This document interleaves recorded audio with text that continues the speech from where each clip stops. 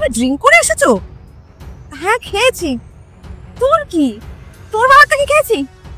আমাকে ঘরে নিয়ে চল। হ্যাঁ চলো।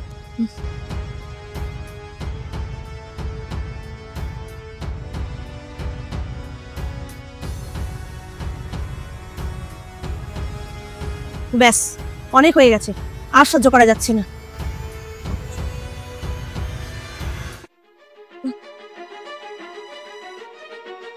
আরে ও দিদি, আমার জন্য একটু জল নিয়ে আসো তো।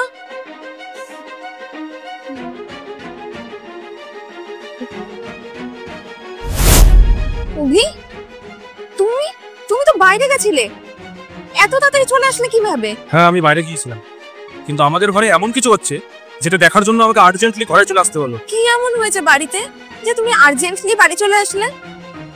কিছু হলে তো আমিও জানতে পারতাম। বেশি নাটক করো না। কি করেছো মানে? তুমি জানো না কি করেছো? হ্যাঁ, আমার দিদি আমাকে সবকিছু বলে দিয়েছে, আর নতুন করে তুমি আমাকে কি বলবে? তোমার অত্যাচারে আমার দিদি আর আমার মা একদম থাকতে পারছে না এখানে। তুমি যখন যা বলেছো আমি তাই এনে তোমাকে দিয়েছি, আর তুমি আমার মা দিদির উপর এত অত্যাচার করছো কেন? হ্যাঁ, তোমার এই পার্টির চক্করে তুমি নেশা করে আসবে, আর তুমি আমার মা আর দিদিকে যা আদেশ করবে তাই তাদের করতে হবে। তুমি তো ভালো মতন জানো যে আমার মার শরীরটা খারাপ, তাও তুমি আমার মাকে দিয়ে কাজ করাচ্ছ।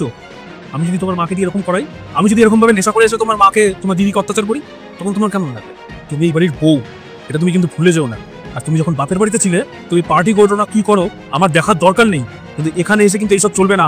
আমি তোমাকে একটা লাস্ট ওয়ার্নিং দিয়ে দিলাম, এই ঘরে যদি থাকতে হয় তাহলে ভালো মতন ভদ্রভাবে থাকো, তাহলে এই বাড়ির থেকে ধাক্কা মেরে বের করে দেবো বলে দিলাম। অর্পিতা, ভাই যখনই বাইরে কোনো কাজের জন্য যায়, আমি জানি তোমার ফার্স্ট প্রায়োরিটি থাকে তোমার পার্টি, আর এই কথাটা কিন্তু আমরা ভাইকে কখনোই জানাইনি।